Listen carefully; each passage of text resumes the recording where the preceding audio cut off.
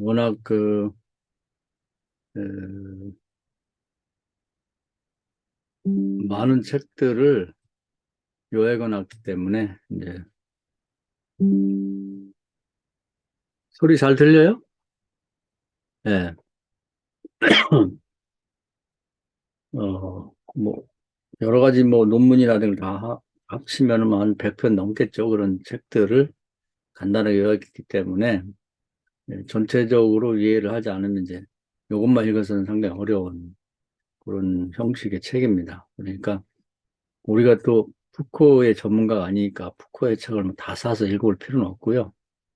큰 틀에서 이제 뭔 얘기를 하려고 하는지만 이해를 하면 되겠어요. 근데 이제 그 주제 자체가 아주 중요한 것이기 때문에 한마디로 뭐 책 한 권을 설명할 수 없는 거죠. 그러다 보니까 이제 다양한 어떤 뭐 사례나 그런 뭐 내용들을 갖고 이제 설명하다 보니까 방대한 그런 철학 책이 됐는데, 그걸 이 사람이 이제 이 작가가 잘 요약해서 간단하게 이렇게 정리해줘서 너무 감사하게 생각하죠.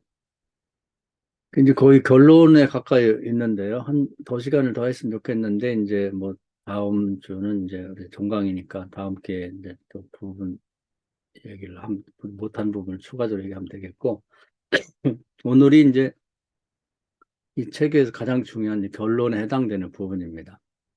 근데 이 책만 이해해갖고는 잘 이해가 안 되니까 제가 강의하는 걸 잘 들으시고 전체성에서 이해를 하면 좋을 것 같아요. 이제 푸코의 관심은 뭐냐면 인간에 관한 거예요. 그래서 인간을 주체라고 말한다면 뭐 개인은 말하면 사람이고 이제 다 통틀어면 인간인데, 처음 시작할 때는 이제 주체의 죽음을 얘기하죠. 인간이 이 구조주의가 이제 아주 전체를 지배하던 때니까 구조에 갇혀서 인간은 주체성을 잃어버렸다. 아무것도 할 수 없는, 우리 구조주의 얘기 많이 공부를 했죠. 그 구조에 태어날 때 이제 가정이라는 구조에 태어나갖고 뭐 용어 하나도 할아버지, 할머니, 아버지, 엄마 이런 용어 하나도 바꿀 수 없는 그런 상태에 태어나갖고 학교를 간다 그러면 학교도 구조가 딱 짜여져 있죠. 그래서 뭐 교장 선생님, 뭐 담임 선생님 뭐또 있고 거기 안에 뭐 시험 제도 같은 게 있고 진급 제도가 있고 그걸 내가 바꿀 수는 없죠. 거기 순종해서 갈 수밖에 없는 거죠. 또 교회를 가면 교회도 구조가 딱 짜여 있습니다. 목사가 있고 장로가 있고 이거 용어 하나도 못 바꾸죠. 목사 보고 장로라고 말해서는 안 되는 거니까. 뭐 그런 식으로 이제 숨 쉴 그런 여유도 없이 그런 딱 갇혀가지고 그냥 여기 이 구조에서 저기 구조를 옮겨 다니다가 이제 죽는 거죠. 그런 구조에 갇힌 인간으로서 인간이 주체성을 잃어버렸고 주체로 살 수 있는 아무것도 없다. 그런 의미에서 이제 이 주체는 죽었다고 하는 거기서 출발하는 거죠. 그러면서 이제 제가 얘기 든 것과 달리 이제 인양반은 여기서 그 인간이 그 주체성을 잃어버리고 구조에 갇힌 것들을 이제 사례를 이 사람 나름대로 이제 쭉 뽑아서 정리를 합니다. 그럼 뭐 첫째는 중세 시대에 이제 그 문둥병과 관련해서 문둥병 걸린 사람은 이제 비정상적인 사람이고 건강한 사람은 정상적인 사람이라고 하는 구조를 딱 만들 거기 딱 갇히게 되는 거죠. 그러면 이제 문둥병 걸린 사람이 나는 말이야 문둥병 걸려서 괜찮아 그러고 그 건강한 정상적인 사람 사이에 들을 수 있냐 못 들어요. 돌에 맞아 죽죠. 그런 구조가 딱 갇히고 나면 그것을 벗어날 수는 없는 거예요. 벗어날 수 없는 거죠. 그런 구조를 딱 갖췄다는 거죠. 그 육체를 중심으로. 그래서 이것이 이제 확대되면서 정신도 마찬가지예요. 이제 뭐 데카르트까지 나서 정신과 관련해 되면 이성주의 시대가 되면서 이성적으로 생각하는 사람은 정상이고 비성적으로 생각하는 사람은 비정상이다.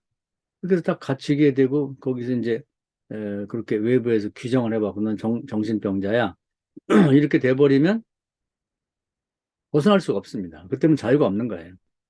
그러면 경찰이 와서 잡아다가 정신병 집어넣고 내 마음대로 난 내 마음대로 내 집에 가겠다. 못 갑니다. 그런 식으로 이제 에, 외부에 의해서 내가 정신병자로 규정이 되고 나면 벗어날 수가 없는 거죠.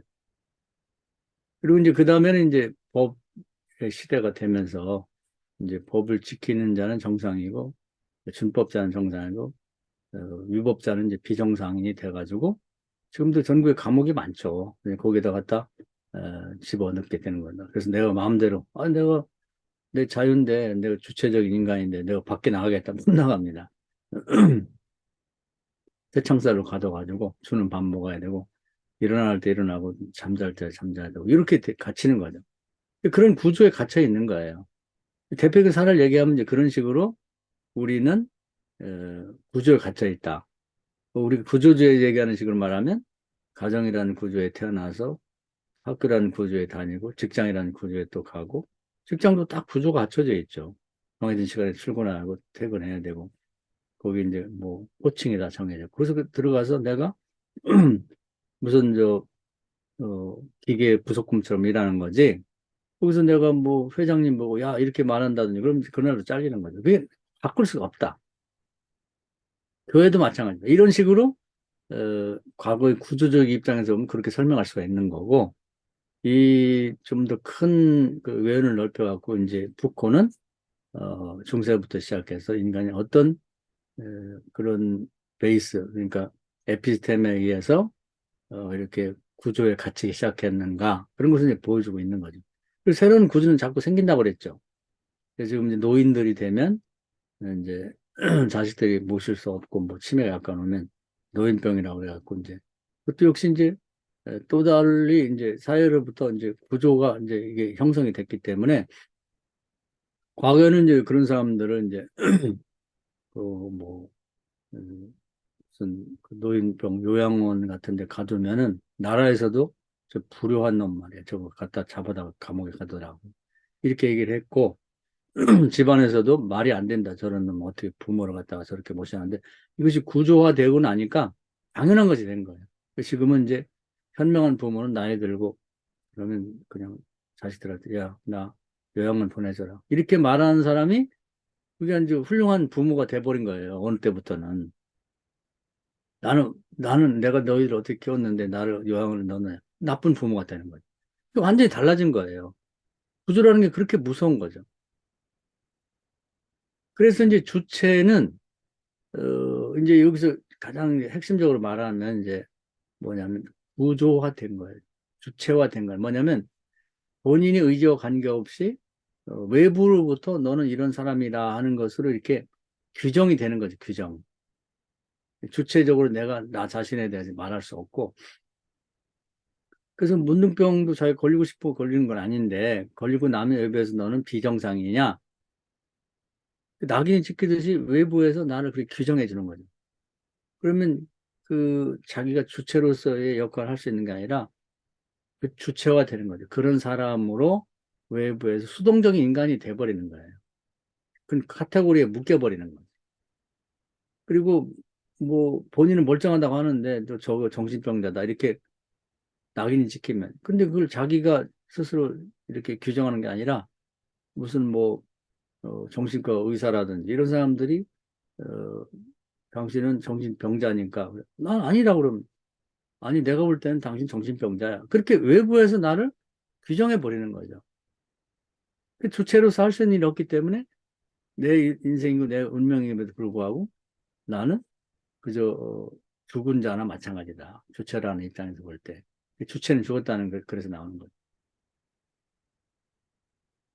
그런데 이게 이제 구조주의 입장에서는 다 그래요. 목사들도 하여튼 뭐, 그, 어떻게 생겼는지 모르지만은 이제 감리교 목사하면 감리교회가 구조화되어 있는데 거기에 따라서 움직여야 됩니다. 뭐 면회비도 내야 되고 무슨 원급비도 내야 되고 뭐 진급돼야 되고 뭐 이런 것들이 쭉 있는 거죠.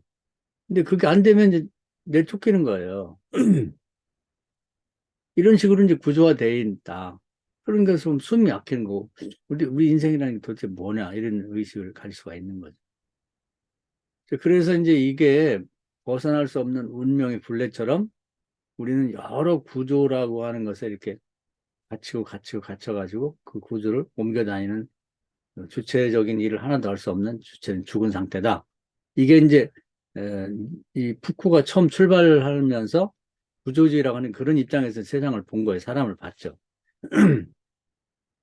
근데 이게 이제 정상은 아니라는 거예요. 그 푸코가 이제 후기에는 뭐 전에 이렇게 뭐가 바뀐 게 아니라 이 사람 얘기는 에, 끊임없이 이제 주체를 중심으로 이 세상을 파악해 나갔는데 그것이 완전히 바뀐 게 아니라 주체는 본래 이런 식으로 구조에 갇혀 있는 수동적인 주체가 아니라 본래는 어떤 능동적인 주체가였고 그렇게 돼야 된다고 하는 얘기예요. 그러면서 니체를 얘기하는 거예요. 니체가 인간에 대해서 호도화, 자꾸 뭘 굴레를 씌우지 마라. 그럼 대표적인 예가 천주교 같은 경우 뭐 개혁이라든지 약속이라든지 뭐 법이나 제도 같은 거에 의해서 인간을 그 태어나서부터 요람에서 무덤까지를 다 어떤 구조화를 시켜가지고 숨도 못 쉬게 태어나서는 뭐 몇 살까지 뭐 세례를 받아야 되고 어떻게 해서 몇 살까지는 뭐 견신제를 받아야 되고 뭘 어떻게 죽은 다음에 어떻게 죽은 이후에는 또 뭐 제사를 지내야 될까지 구조화가 되어 있거든요. 거기서 이탈하면 그냥 이단이에요. 말도 못해. 그런 식으로 했는데 왜 인간을 그렇게 얽어매느냐. 자기 인생을 자기가 살도록 내버려둬라. 그러면서 이제 어린아이 같이 자기가 하고 싶은 대로 생각하고 먹고 싶으면 먹고 말하고 싶고 행동하고 싶은 대로 행동하도록 내버려둬라 좀. 굴레를 좀 벗어나라. 그러면서 이제 그 어떤 말 얘기를 하지 말. 길을 가다가 매 맞고 있는 말을 봤는데 원래는 이 광야에서 막 뛰어다니던 말인데 잡아다가 채찍질하고 막 그렇게 입에다가 뭐 재갈을 흘려가지고 마차를 끌게 만들고 그러고도 사람이 타고 물건을 실으면서 말 안 듣는다고 막또 패는 걸 보니까 이제 니체가 자기를 보는 거랑 똑같은 거예요. 나라는 인간이 저렇게 자유롭게 뛰어다니며 마음대로 살고 싶은 대로 살아야 될 인간인데 이게 이 세상의 제도에 끌려 다갖고 학교에 공부를 해야 되고 뭘 해야 되고 뭘 해야 되고 그러면서 그래도 또 제대로 못한다고 지탄받고 그런 것이 네 신세나 내 신세나 똑같구나. 그러면서 그 말을 붙잡고 울었다는 거 아닙니까? 그런 걸 얘기하는 거 상징적으로. 그래서 우리는 수많은 구조에 엮여가지고 이제 그 구조 안에서 그 비집은 틈새를 왔다 갔다 하면서 그렇게 살고 있다는 거죠. 그 모든 굴레를 다 벗어버리자. 니체가 그런 얘기거든요. 그리고 좀 부족하더라도 어린아이처럼 살고 싶은 데서 살고 초인처럼 누가 가르쳐주지 않더라도 내가 내 스스로 내 운명을 결정하고 살아가자. 이런 얘기거든요. 그런 것처럼 이 푸코가 하는 얘기는 우리를 이렇게 얽어매고 있는 모든 구조에 갇힌 주체에서 그 주체화 된 거죠. 그러니까 수동적인 그런 인간에서 이 모든 걸 다 벗어버리고 내 인생에 대해서 내가 주체적으로 살아갈 수 있는 그런 걸 만들어내자는 거죠. 그걸 뭐라고 하냐면 이제 발명이라고, 발명. 지금 이제 모든 인간은 이런 수없이 많은 그런 이제 어떤 구조에 갇혀 있는데 이제 새롭게 그러면 이제 기독교가 없어지면서 기독교가 이제 어떤 대세를 잃어버리면서 또 중세 기독교는 이제 우리가 이상적인 기독교라고 보기 어렵죠. 왜냐하면 너무 더 많은 사람들에게 이제 구조를 만들어갖고 얽매였기 때문에 깨진 건데 그게 아니라 성경을 근거로 해서 뭔가 그 인간이 스스로를 살아갈 수 있는 인간에 대한 새로운 이해 그것이 누가 봐도 공감이 갈 수가 있고 또 누가 봐도 이렇게 살아야 되겠다고 하는 설득력이 있는 방식으로 인간의 주체에 대한 설명이 발명, 새롭게 조명이 되고 연구가 돼가고 세상에 공개될 필요가 있다. 그래서 구조를 타파하고 나가서 능동적으로 자기 운명, 자기 삶을 개척해 나갈 수 있는 그 주체를 드러내야 된다. 본래 있는 것을 이제 발명이라고 하는 것은 어느 부분을 들어가지고 사람들에게 유익하게 만드는 게 발명이죠. 그걸 할 필요가 있다는 거죠. 제가 이제 그저께 지난번 강의에서 한류 얘기를 했죠. 이제 그 서구의 젊은이들이 그 젊음을 발산하는데 어차피 이제 젊은 에너지를 발산을 해야 돼요. 근데 그걸 어디로 발산하게 되냐면 이제 68사상에서 성적인 자유를 찾아서 그래서 마음껏 살으라고 하니까 그냥 뭐 그 남자 여자 뭐 혼음도 하고 무슨 마약하고 무슨 술 먹고 담배 피우고 그 음지에서 음침한 데서 막 이런 발산을 하게 그런 문화로 가버렸거든요. 근데 이제 그게 만족하지는 못하지. 지금까지 그 계속 되고 있는데, 그럼 이걸 어떻게 할 건가? 대책이 없는 거예요. 근데 한국에서 이제 한류가 나오면서 이 젊은이들이 어차피 나오는 에너지 발산을 할 수 있는 또 다른 길을 발명해낸 거죠. 그 뭐냐면 프레시몹이라고 해서 그냥 공개된 장소에서 따뜻하고 햇빛이 밝은 공개된 장소 광장에서 젊은이들이 모여가지고 소리치고 춤추고 노래하고 뭐 난리를 치고 그 젊은 마음껏 발산하고 거기서 또 남자 여자 젊은 아이들이 모여서 수다도 떨고 사귀기도 하고 그런 새로운 건전한 그런 이제 어떤 젊은이들의 그 에너지를 발산할 수 있는 발명이 된 거예요. 그러니까 음침한데 그 6.8 사상에 따라서 들어가서 뭐 술집에서나 이런데 상고에서 하는 사람도 있지만 그런 거하고 다른 면에서 건전하게 그렇게 마음껏 춤추고 노래하고 발산할 수 있는 또 다른 길을 발명해서 세상에 내놓으니까 과거에 그 성적으로 타락한 이런 것을 통해서 자기를 발산하던 것에 불만을 갖고 있고 좀 이건 아닌데 했던 사람들이 이제 이 한류 특히 케이팝에 열광하면서 그 길로 막 이 거리로 쏟아나 광장으로 쏟아 나오게 됐다는 거예요. 이게 하나의 발명이거든요. 세상에 없던 거란 말이죠. 근데 우리나라에서 이제 옛날 마당놀이라고 해서 그런 게 있었지만 그게 우리 속에 그냥 우리나라 사람들이 일부 사람들이 즐기는 거였던데 이게 이제 젊은 그 뭐 음악가들에 의해서 세계화가 되면서 세상에라고 하는 곳에 내놓은 거예요. 그랬더니 많은 사람들이 호응하면서 지금 우리나라가 뭐 인구가 5천만인데 1억 명이 넘는 우리나라 2배 인구 이상의 사람들이 이 지금 그 힙합에 열광하고 있는 거죠. 이런 걸 이제 발명이라고 하는 거죠. 인간에 대해서도 마찬가지예요. 인간의 정체성에 대해서 그 시대 시대마다 주어진 어떤 외부의 영향이 우리를 너는 정상이야, 너는 비정상이야 이런 식으로 규정해 준 거 말고 우리가 스스로 주체적으로 우리 인간은 이런 것이라고 이렇게 내놓을 수 있는 또 다른 발명 그걸 세상에 내놓을 필요가 있다는 거예요. 음지의 문화인 젊은이에게 양지의 문화에서 한류 케이팝을 내놓음으로써 사람들이 이제 칸트식으로 계몽이 된 거지, 계몽이. 그리고 이제 자기에 대해서 이렇게 그 열등을 시켜갖고 했던 사람들에게 특히 이제 BTS 같은 사람들 너를 사랑해라. 그리고 네 목소리를 네가 내라. 여러분들이 우리를 지지해 준 것처럼 우리도 그뭐 유명한 사람이 아니고 평범한 사람인데 이렇게 우리 목소리를 내면서 우리가 유명한 사람이 되고 인정받는 사람이 됐는데 우리가 당신을 지원하고 지지할 때 당신의 목소리를 당신이 내라. 있는 그대로 당신을 사랑해라. 뭐 이런 얘기들이 이제 각 사람들에게 자기 실제 자기들의 그 삶의 그 성공 스토리와 함께 나도 평범한 사람이지만 BTS 같이 노력한다면 세상에 내 목소리를 낼 수 있는 사람이 되겠구나. 그러면서 희망을 주는 역할을 한 거죠. 그래서 이런 그 어떤 뭐 문화예술 부분에 뿐 아니라 이제 인간이 자기가 그 주체로서 그냥 다른 사람에 의해서 내가 주체화되는 게 아니라 수동적인 인간으로서 너는 이런 인간이야 규정되어서 거기 갇혀 있는 게 아니라 또 다른 발명을 통해서 인간은 그런 것이 아니고 이런 거라고 하는 걸 내놓을 필요가 있다는 거예요. 한 번에 내놔갖고 다 바뀔 수는 없지만 음지의 젊은이 문화가 양지의 케이팝에 의해서 조금씩 바뀌어가는 것처럼 새로운 발명에서 계몽을 하게 되면 바뀔 수 있지 않겠느냐. 그런 의미에서 이제 주체의 죽음에서 주체의 삶으로 바뀌자는 거예요. 굉장히 중요한 걸 좀 이제 건드리고 있는 거예요. 이 푸코가 철학적인 면에서.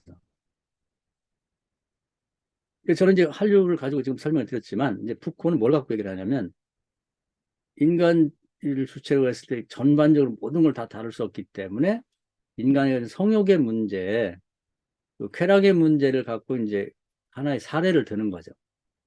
오늘 얘기가 그 얘기예요. 그러면서 이제 그 어떤 인간의 성욕 문제, 쾌락의 문제에 대한 역사적으로 중요한 그런 이제 어떤 뭐 가르침이라고 할지 그런 구조를 이제 얘기를 비교를 하는데 하나는 중세 기독교. 중세 기독교가 이제 성경에 관해서 이제 뭐 어떤 법을 만들고 규범을 만들고 했고 철저하게 이제 규제를 했죠. 그래가지고는 하여튼 뭐 이렇게 어떤 성적인 관계를 가져야 한다 이런 걸 다 규제를 해가지고 하나의 규범처럼 만들어갖고 이제 인간이 거기에 따라 살도록 만들었는데 그리스 때는 그렇게 안 했다는 거예요. 그리스 때는 이 성적인 문제를 마음껏 뭐 에피쿠로스도 얘기했습니다만 수면욕, 식욕, 성욕의 문제는 인간에게 주어진 가장 자연적인 권리니까 마음껏 즐겨라. 그랬더니 이제 남성 중심 시대니까 이제 남성에게 이제 예를 들면 거의 어떤 규제도 없었어요. 이제 자기 부인과의 뭐 자연적인 성적 관계도 같지만 어, 뭐 노예하고도 뭐 자기 소유니까 뭐 언제든지 필요하면 관계도 갖고 또 이제 뭐 돈 주고 할 수 있는 이제 다른 여자하고도 관계를 가져도 그게 죄가 안 됐습니다. 저는 거기에 부담이 없었어요. 그리고 이제 동성애 특히 이제 뭐 지체 있는 남자들이 이제 상당히 지체가 있는 젊은 소년들하고 이제 연애하는 어디까지 연애가 발전이 되는지는 모르지만 하여튼 동성애가 허락이 됐습니다. 그 전혀 사회 지탄의 대상이 되지 않았어요. 어, 그러니까 이제 우리가 지금 뭐 법에 의해서 뭐 규제가 되고 하는 그런 것들로부터 모든 건 자유로웠죠. 어떤 규제도 없었다. 그 중세 기독교는 모든 걸 다 규제하는 데 비해서 그리스 시대에 남성의 그 성과 관련된 쾌락에 관련된 건 허락이 됐답니다. 중세는 남자가 그런 이제 뭐 여러 가지 쾌락을 즐기고 싶은 게 있었어도 어, 이 교회가 철저히 감시하고 규제하기 때문에 죄의식 때문에 자기가 하고 싶은 일을 못하는 수동적인 그런 주체였단 말이에요. 성적인 거 관련해서. 근데 그리스는 다르단 말이에요. 다 허락이 됐어요. 다 따지고 보면. 근데 주체적으로 내가 누가 외부에서 규제하고 법으로 뭐 제재해서가 아니라 죄의식 때문이 아니라 자기가 가정을 위해서나 사회를 위해서나 또 자기 어떤 개인적인 뭐 건강의 여러 가지 이유 때문에 내가 요 정도 선에서 내가 이 성적인 문제를 네, 저 내가 컨트롤 해 나가겠다. 이렇게 생각했다는 거예요. 이게 전혀 다른 거죠. 그래서 이 중세 이후에 중세부터의 성과 관련된 것들은 이제 다른 사람들이 외부에서 나를 규제하고 법으로 뭐 규제하고 뭐 죄의식을 갖게 만들고 하기 때문에 수동적으로 어쩔 수 없이 주체화가 된 거죠. 그걸 내가 받아들이면서 거기에 짜맞춰 들어가는 데 비해서 그리스 시대의 사람들은, 남자들은 주체가 된 거예요. 자기가 뭐 외부에서 내가 뭐 이렇게 해야 된다, 저렇게 해야 된다, 안 그러면 벌 받는다, 아니면 감옥 간다, 뭐 넌 죄인이냐, 나쁜 거야. 이렇게 해서가 아니라 자기는 자유이지만 자기 스스로 생각할 때, 아, 이것은 마땅치 않아. 자기 스스로 어떤 윤리적, 도덕적인 기준을 만들어서 거기에 맞춰 자기가 사는 거예요. 이게 주체라는 거죠. 쭉 하고 싶은 얘기는 그거예요. 이제 앞으로 주체가 죽었다고 하는데 그 죽었다는 얘기는 이미 만든 외부의 규제에 의해서 내가 거기에 수동적으로 그냥 숨도 없이 거기에 맞춰 가는 건 죽은 주체고 산 주체라는 건 그걸 다 벗어버리고 내가 알아서 무서워서 아니고 밖에서 규제해서 아니고 법 때문에 벌 받을까 봐 감옥 갈 바가 아니라 내 스스로가 내 인생의 주체가 돼갖고 내가 스스로 만든 도덕적인 윤리적인 어떤 규칙을 내가 정해서 거기에 내가 맞춰서 살자. 이게 주체가 살아나는 거라는 거죠.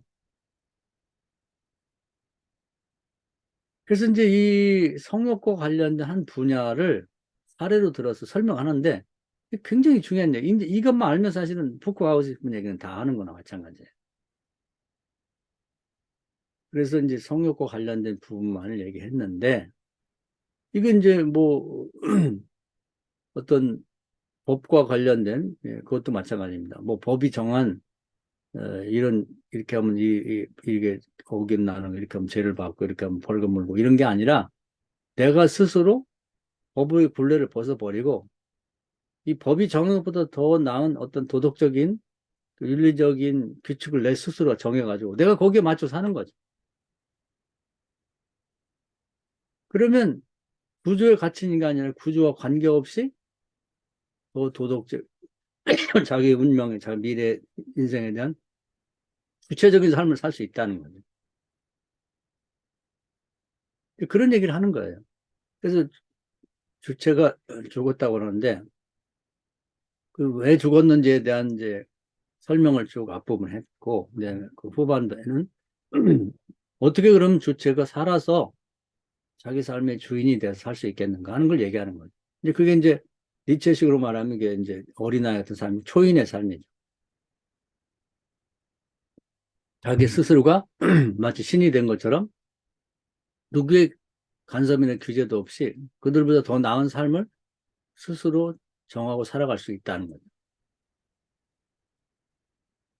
그래서 이제 이것이 이 푸코가 이제 전반에서 후반으로 이제 뭐 결론에 갔을 때 바뀐 부분인데 이게 바뀐 게 아니라 에, 이 뭐 어떤 코페르니쿠스적 전에 뭐 이런 얘기를 하죠.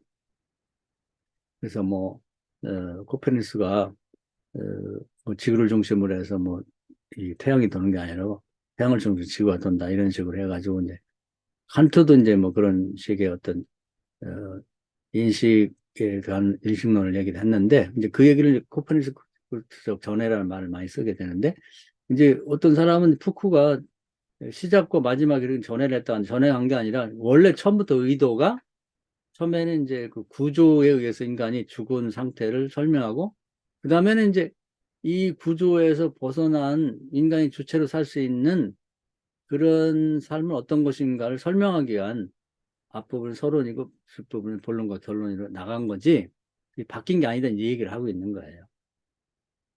이제 거기다 덧붙여서 우리가 이제 이 푸코는 쾌락의 부분에서만 설명했지만 이걸 확대해서 이제 우리 신앙이니까 우리와 관련해서 이렇게 요즘 시대와 관련해서 기독교 관련해서 얘기를 해본다면 우리 인간이라고 하는 것은 그렇게 어떤 구조에 갇힌 인간이 아니라 하나님이 본래 성경에서 말하는 것은 이 하나님이 그 동역자로서 인간을 세워가지고 이 세상을 이제 주체적으로 이제 일할 수 있도록 하나님과 함께 일할 수 있도록 만든 그런 이제 본래적인 인간의 모습을 우리가 이해를 하고 그걸 세상에 설명할 필요가 있다.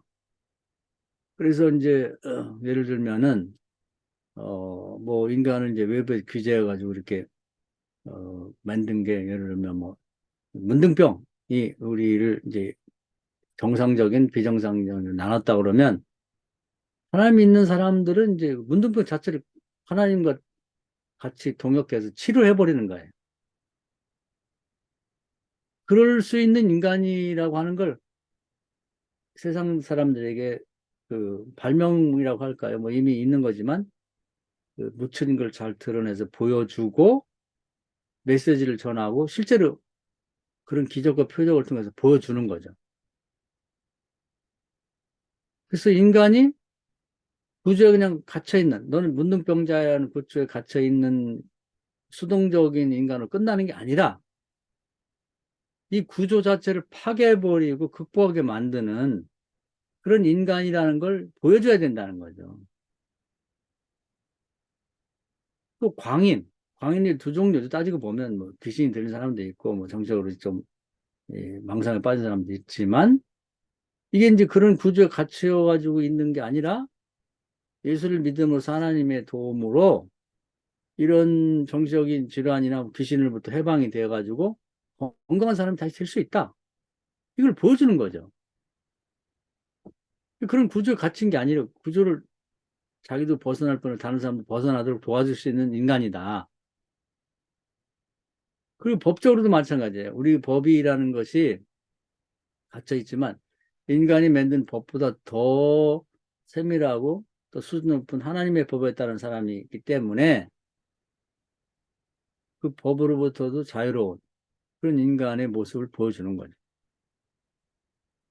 또 성적인 것도 마찬가지로 뭐 법이 지금 간통죄 같은 게 없어졌지만 간통죄가 있고 뭐가 있고 그래서 두려웠고 겁나가지고 감옥에 갈까 봐 그렇게 하는 게 아니라 교인으로서 하나님 백성으로서의 도덕적인 그런 어떤 기준을 스스로 정하고 거기에 맞춰 삶으로써 거룩한 삶을 보여주는 거죠. 그 주체적이고 능동적인 삶을 살아갈 수 있는 것을 우리가 성경을 통해서 세상에 계몽을 하고 우리 자신이 그렇게 삶을 보여주는 삶을 살아야 되지 않느냐. 그래서 기독교가 우리 인간의 주체적인 삶을 사람들에게 보여주고 그것을 이제 계몽하고 그런 모습을 보여주는 거죠. 그런 대표적인 예가 이제 예수 그리스도의 삶이라고 볼 수 있는 거죠. 그래서 과거에는 이제 이런 그리스적인 그 쾌락과 관련해서 얘기를 하면 그런 이제 삶이 있었다고 그러면 이제 철저히 규제된 그 외부에서 이렇게 구조화시킨 그 중세 천주교라고 해야죠. 기독교라고 얘기를 다 몰아서 하면 이제 오해가 있을 수 있으니까. 그러니까 너무 규제가 심했고 지금은 이제 성경을 근거한 본래적인 그런 신앙적 삶이라고 할까요? 그런 삶을 통해서 어, 인간이 어떤 존재인지를 드러내 보여주고 세상으로 보면 이제 발명이라고 봐야 되겠죠. 그리고 거기서 가르침이 뭔지를 통해서 계몽을 하고 거기에 그런 삶을 살아 보이는 거죠. 이렇게 해야만 이제 주체가 살아날 수 있다는 걸 얘기하는 거예요. 그러니까 이 양반은 철학자니까 철학의 한계 내에서만 설명하는 거고 우리는 철학을 위한 철학이 아니고 이러한 문제점을 가지고 이제 기독교에 답을 내야 되니까 그런 방식으로 이제 이 철학을 어떤 발판 삼아서 주체로서 인간이 어떤 인간인가를 보여줘야 된다는 생각이 듭니다. 그래서 지금은 이제 이 푸코 얘기를 하면서 많이 말씀드렸는데 우리 영혼에 대한 그 어떤 신학적인 작업은 많이 돼 있고 인간의 육체에 대해서는 의학적으로 많이 발전하고 있는데 중요한 건 인간의 정신에 관한 이 부분이 이제 그냥 그 세속에서는 구조주의로 그냥 끝나버렸습니다. 그래가지고 이제 모든 것들이 구조를 다시 만들어 가두는 걸로 끝나버리고 사람은 이제 한번 갇히게 되면 이제 거기서 벗어날 수 없는 상태가 돼버린 거예요. 그래서 이제 어떻게 이 인간이 이제 구원하게 될 때 영혼뿐 아니라 육체도 구원하는데 이 정신도 구원해야 되는데 구원론에서 가장 시급한 문제는 이제 철학적으로 구조주의에 갇힌 인간을 어떻게 정신적으로 구출해 낼 건가 하는 것이 현재는 가장 중요한 과제라는 거죠. 그래서 지금의 인간은 너무 이렇게 자기 자신을 비하시키고 이 천지간에 가장 쓸모없는 게 인간인 것처럼 돼버린 거죠. 그러다 보니까 과학에서는 미생물이다 이렇게 나가고 구조주의에서는 구조에 갇혀가지고 호리병이 같은 파리처럼 옴짝달싹도 못하고 구조에 갇혀 태어나서 구조에 갇혔다 죽는 그런 인간으로 전락이 돼버린 거고 또 기독교에서는 그러다 보니까 인간은 본래 죄인인데 죄인인 것이 그리스도를 통해서 이제 다시 되살아난 사람이 돼 있는데 그 되살아난 사람에 대한 연구는 별로 없어요. 죄인으로 끝나고 그리고 이제 너는 죽은 자가 돼버렸어요. 죽은 자라. 그래서 완전히 소극적이고 나는 아무것도 못하고 그리스도께 다 해주십시오 하는 그런 책임을 다 떠넘기는 그런 인간이 돼버렸거든요. 근데 그렇게 얘기하고 그렇게 사는 사람이 은혜로운 사람인 것처럼 돼버렸단 말이에요. 근데 성경은 그렇게 말하지 않거든요. 하나님 혼자 일하지 않고 사람을 양육해서 사람을 동역해서 이 세상을 천국으로 만들겠다는 게 하나님의 계획인데 동역자로 나서는 사람이 없는 거예요. 그냥 다 자기를 수동적이고 죽은 사람으로 방관자이자 그리스도께서 일하시는 걸 옆에서 지켜보는 구경꾼으로 전락을 하고 말았다는 거예요. 이게 이제 모든 면에 그렇게 돼버린 거예요. 과학에서는 미생물이 뭘 하겠어요? 단세포 동물이 뭘 하겠냐고. 그러니까 우리가 뭐 인간이 무슨 얘기를 하면 아니 너를 환원시키면 넌 단세포 동물이었어. 네가 할 수 있는 일은 그냥 그 DNA를 로봇처럼 조상에서 받아가지고 후손에게 넘겨주는 정도만 하면 돼. 그게 네 임무야. 인간을 그렇게 이해해서 되겠냐 말이야. 철학에서는 너는 구조에서 태어나서 구조에 숨도 못 쉬고 이곳저곳으로 다니다가 옮겨 다니다 죽는 그런 존재야. 그러니까 아무것도 할 수 없는 존재죠. 또 신학에서는 성경이 아니고 신학에서는 너는 죽은 존재야. 자아가 죽었다. 네가 할 수 있는 건 아무것도 없어. 그냥 모든 걸 하나님께 맡기고 처분을 기다리는 삶을 사는 것이 은혜로운 거야. 이렇게 만들어 놓고 나서 인간이 뭘 하겠냐고. 이거 마치 이렇게 객관적인 입장에 보면은 몇몇 악당들이 인간을 그냥 완전히 그냥 이렇게 보잘것없는 인간을 만들어 놓고 숨도 못 쉬고 살아가도록 이렇게 만들었다는 거예요.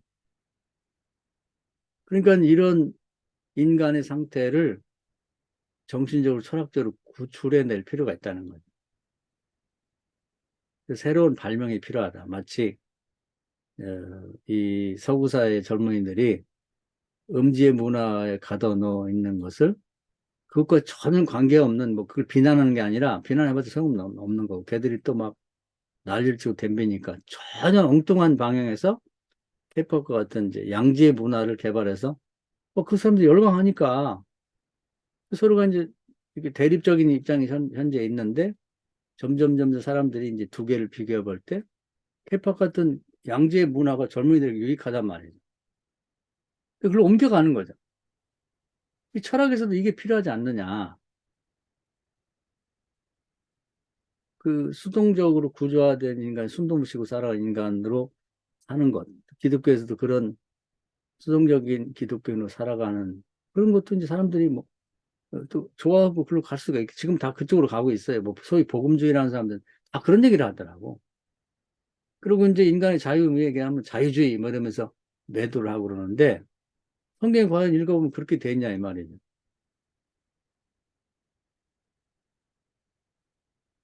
고린전서에 보면 하나님은 우리 동역자라고 말씀하셨고 하나님 혼자 일하지 않고 사람과 함께 일하다.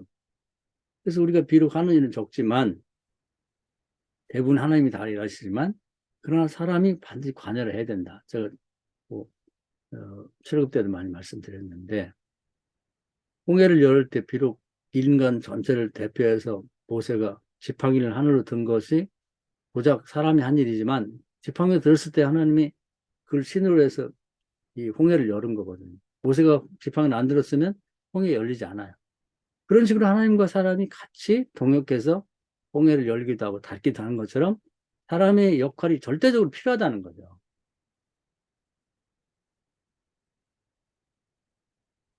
그래서 케이팝이 지금 서양 문화의 젊은이들 문화를 새로운 발명과 계몽을 통해서 바꿔가듯이 이제 세월이 가면 갈수록 케이팝은 더 번성해야 될 거고 음지 문화들은 축소가 될 거예요. 다 없어지진 않겠지만. 인간의 주체성, 인간이 스스로 주체가 되어서 자기의 삶을 구성하고 거기에 맞춰서 다른 사람 외부의 어떤 규제라든지 뭐 이렇게 억압 없이 자기 스스로 자기 삶을 주체로 살아갈 수 있는 삶을 가르칠 필요가 있다. 그리고 그걸 이제 잘 설명해서 계몽할 필요가 있다. 칸트가 얘기한 것처럼. 그리고 그런 삶을 보여줄 필요가 있다는 겁니다. 알고 보면 그것이 이제 사실은 선교이고 또 신학이고 그것이 기독교인이 해야 될 일이라는 거죠. 이런 부분에서 이 푸크가 아주 굉장히 중요한 주제를 이끌어내서 우리에게 보여주고 있는 거예요. 그래서 그것을 우리는 이제 우리 자신부터 내 인생에 대해서 나는 내가 생각하고 말하고 행동하고 믿는 바가 어디서부터 온 건지 그걸 한번 따져보면서 구체적인 그런 이제 내 삶의 계획을 세워야 되고 우리 가족이나 교회에도 밖에서 뭔가 이렇게 외부의 강요나 어떤 규제에서가 아니라 내 자신이 계획을 세워서 내 목회, 내 가정을 이루어가도록 그렇게 할 필요가 있다는 거죠. 그래서 뭐 아까 이제 첫 시간에도 뭐 결혼에 관한 얘기를 했습니다만은 성경을 근거로 한 이 자식이 결혼의 문제에도 이제 주체적으로 내가 관여를 하고 그 일이 성취가 되도록 할 필요가 있다는 거죠. 뭐 외부에 요즘에 누가 결혼하냐, 뭐 결혼해서 자식을 뭐로 낳냐, 많이 낳냐 이런 식의 그런 것들이 그 외부의 어떤 그 분위기에 의해서 우리가 보이지 않게 강요를 당하고 있는 거거든요. 거기에 세뇌가 돼버리고 그 구조에 우리가 갇혀 있는 거나 마찬가지예요. 우리 생각 자체. 과거에 제가 어릴 땐 뭐 지금에 비교하면 뭐 세계에서 제일 가난한 그런 나라였는데도 불구하고 애를 뭐 열씩 낳고 뭐 일곱 여덟은 보통 나가지고 다 키웠거든요. 그 사람들이 다 굶어 죽었냐? 그 사람들이 그때 인구가 폭발해갖고 지금의 대한민국을 이룬 거예요.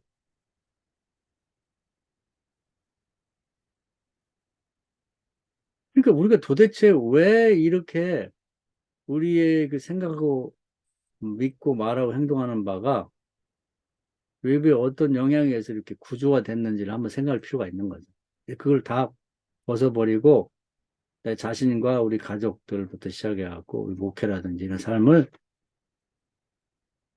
그리스적인 그런 이제 쾌락과 관련해서 한 것처럼 자유롭게 살 수 있으되 외부의 그런 것들 관계하지 말고 그보다 더 나은 도덕성, 아름다운 삶을 위해서 가족들의 삶을 위해서 사회를 위해서 그걸 내가 정하고 내가 거기에 주체적으로 반응을 살아가 보자는 거죠. 굉장히 중요한 얘기를 하는 거예요.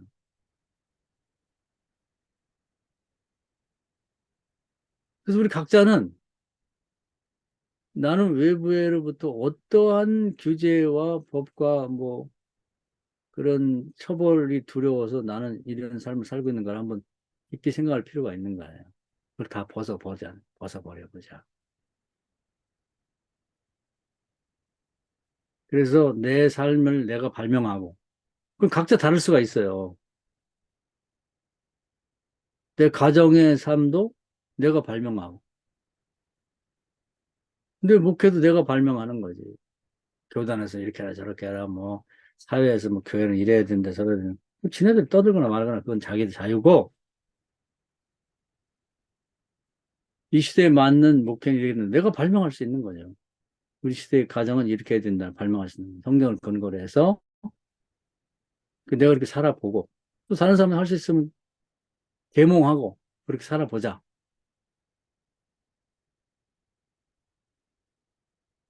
그래서 내가 행복하고 다른 사람들 행복을 줄 수 있는 외부의 규제 때문에 외부에서 막 정해가지고 막 강요해가지고 거기에 구조에 갇혀가고 어쩔 수 없이 무슨 우리와 같은 그런 짐승처럼 살 게 아니라 그거 관계없이 내가 정하고 내가 주체적으로 살아보자는 얘기입니다. 그 내용을 간단히 쉬운 얘기예요. 그게 니체가 얘기했던 삶이기도 하다는 얘기. 그게 어린애 같은 삶이기도 하고 보통 사람들이 살아가는 것 다른 삶을 살기 때문에 초인적인 삶이다 이렇게 말할 수 있는. 그리고 더 나아가서는 이게 보통 사람과 삶과 다르기 때문에 신적인 삶이라고 봐도 과언이 아니다. 주체를 회복해야 된다는 거고 이제 주체가 살아나야 된다는 얘기를 이제 푸크가 궁극적으로 하고 싶어서 그동안에 있었던 이제 주체가 죽은 상태를 계속해서 여러 방향에서 이제 사례를 들어 설명하고 있는 것입니다. 그래서 결국은 이제 처음에는 푸코를 구조주의적인 그런 철학자라고 얘기했는데 그건 전반부만 보고 하는 얘기고 후반부까지를 다 통틀어서 보면 구조주의에 갇혀있던 인간을 해방해서 주체적인 구조와 관계없는 삶을 살자고 얘기하는 철학자다 이렇게 보면 되겠어요. 그래서 이제 철학자는 요 정도로 얘기한다 그러면 우리는 이제 그 다음 과제는 우리가 해야 될 부분입니다. 성경을 근거로 해서 인간이 어떤 존재인지를 발명해서 사실 있는 걸 드러내 보여주는 거죠. 천주교와는 관계 없는 거예요. 자꾸 천주교하고 이제 이렇게 그 오버랩되는 부분이 있지만 그건 관계없이 성경을 근거해서 어, 우리 인간은 이제 하나님의, 우리 인간이 없으면 세상을 하나님 천국으로 만들 수 없는 그만큼 중요한 존재고, 어떻게 하나님과 통역해서 이 세상을 이제 어, 천국으로 만들어 갈지를 정확히 알고 그 일에 이렇게 주체적으로 나서서 활동할 수 있는 그런 것을 실제로 보여준 것이 이제 그 예수 그리스도인데, 그리스도처럼 우리도 그런 삶을 살아야 되겠다는 걸 이미 있는 거지만 다시 드러내서 잘 정리를 해갖고 발명하듯이 해서 우리도 그렇게 살고 세상 사람들을 계몽해서 그렇게 살도록 만들어야 된다. 구조주의에 갇혀 사는 사람도 있겠죠, 계속. 근데 그걸 벗어나서 어떻게 주체가 되어 살아가는지를 우리도 보여주면서 그런 사람들을 계몽해서 이런 삶으로 살 수 있도록 그렇게 만들어주는 것이 이제 정신적인 구원, 철학적인 구원의 삶이다. 이렇게 볼 수가 있는 겁니다. 오늘 강의 여기까지 말씀드리겠습니다. 질문 있으면